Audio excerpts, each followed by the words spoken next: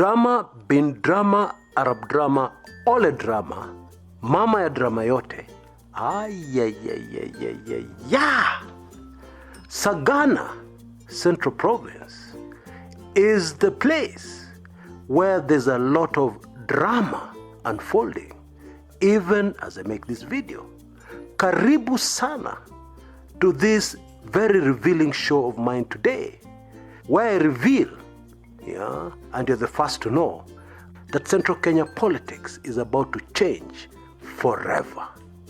Karibu sana and enjoy the show.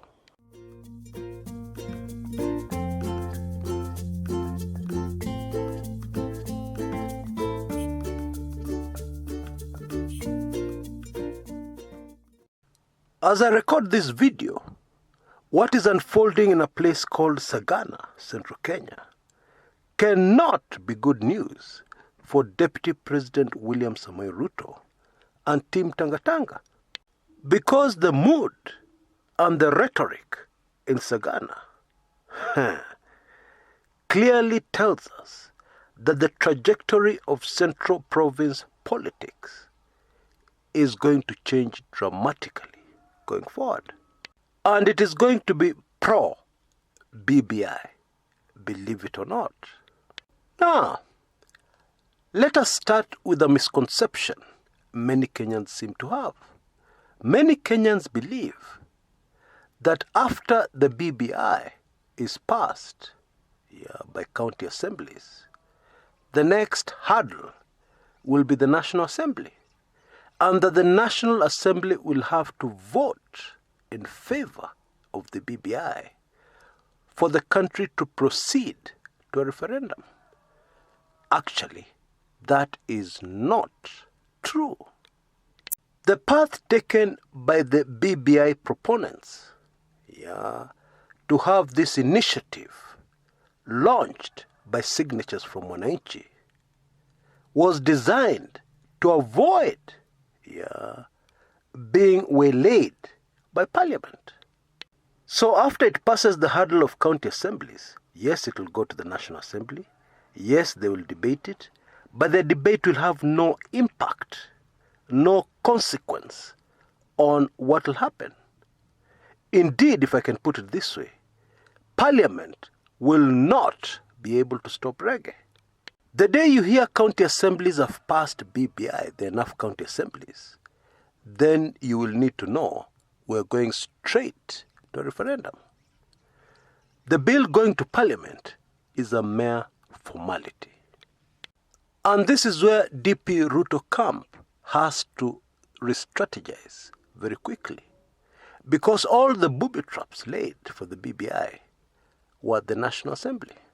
The entire strategy of Team Tangatanga has been very focused on senators and members of Parliament, when in actual fact, it would have been much more effective had they completely ignored members of Parliament and focused on county assemblies and MCAs, members of county assemblies. And it is now too late to try and go for county assembly members, because what is happening at Sagana, if I can put it in one sentence, is that the house of Mumbi is regrouping. In my opinion, the president's political advisors have been very smart, and we all believe one of those influential advisors is none other than Raila Amolo Odinga, former Prime Minister.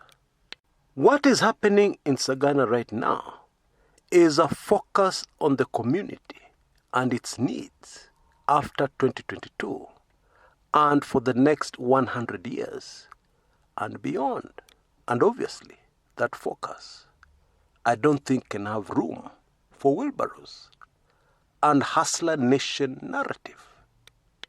What is becoming clear and is being highlighted is the fact that under the current devolved system introduced by the 2010 Constitution and which started being implemented in 2013, the House of Mumbi counties have not made any serious strides, especially when you compare these counties to other counties. It would seem that these top counties, which were expected to perform very well, Kiambu, Murang'a, Nyeri, etc., have ended up playing second fiddle to new kids on the block: Kajiado, Machakos, Makueni, Mombasa, and so on and so forth. And it is not a secret that one of the greatest hindrances is the revenue allocation formula that has seen these counties, which have huge populations, receive more or less the same allocation as other very sparsely populated counties. And this is something that the BBI can correct. The president's political advisors in their strategy have very smartly completely avoided succession politics and are instead focusing on the needs on the ground for the people of Central Kenya. The problems on the ground currently amongst the people in Central Kenya. In my view, this will be a very difficult strategy to counter for the Deputy President, especially because he's talking about promises that he will deliver after 2022 versus legislation already on the table inside the BBI, which they can start enjoying the fruits of almost immediately. Indeed, immediately the BBI is passed. I don't think it is difficult for anybody to guess what happens when a community sits together, focuses on their problems, and focuses on what they want as a community. There's very little room or no room left for outsiders. Whatever those outsiders are promising, and this is a perfect illustration of what is unfolding before our very eyes. In my view, the 4-day tour to Central Kenya by the President, Uhuru Kenyatta, is going to be a much bigger resounding success than what I had earlier envisaged. And those who believe in seeing signs, before they can believe anything, we had a very clear sign yesterday in Bama Market when the Deputy President arrived there for a rally. It was not business as usual. You see, many Kenyans don't know that the Bama Market is actually a house of Mumbi zone. And this is why, after the 2017 presidential election of Uhuru Kenyatta was nullified, that is the first place where the president addressed his supporters. Now it seems that some people organized for the deputy president's meeting at Bama to be disrupted. But if you take in videos of that particular meeting, you will not fail to notice that something seems to have changed in the house of Mumbi concerning their relationship and their attitude towards the deputy president. You don't have to believe me. I've put a link below to a video of that particular rally.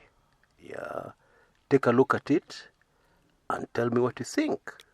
The reception the deputy president received was not the usual one he has become accustomed to.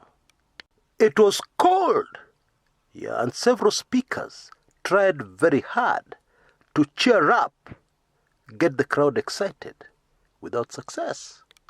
So what I'm saying, apart from the disruption, the audience was not as receptive as what the deputy president is normally used to for a long time now. Bottom line, the house of Mumbi is regrouping. And I have reason to believe that this sudden change of direction started shortly after the president was interviewed on a local Gikuyu vernacular station. I believe it was Kameme FM. You know, there are some things which if you say in English, they will never have the same impact Yeah.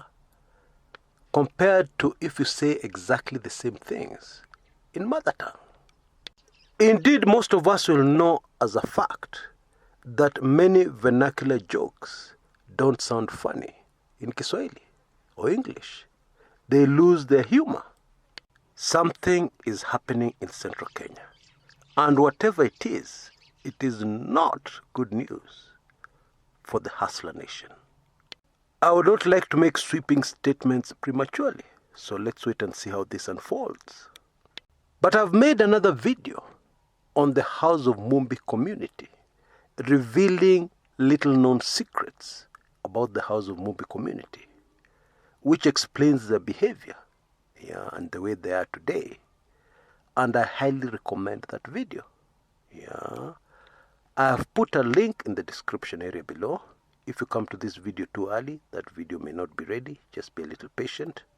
As soon as it's ready, there'll be a link in the description area below. And on the top right hand corner at the end of this video. So make sure you take it in. Very educative. I dare add, it'll change your entire perception of this community after you take it in. Now, if you've enjoyed this video, I'd really appreciate a like. If you're not yet a subscriber, be aware of the fact that you're missing some videos which I produce. So the best thing is to become a subscriber so that every time I produce a video, you receive a notification. Until next time, this is Chris Kumekucha.